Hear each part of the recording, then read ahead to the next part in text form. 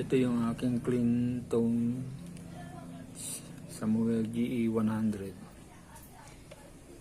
FX naka-off, DS naka-off,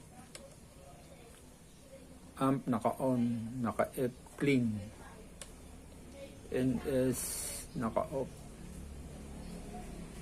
EQ naka-on,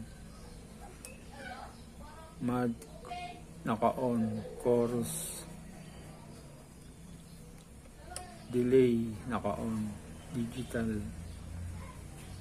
reverb naka-on, naka-hold. Yan, ang volume na ay naka 6.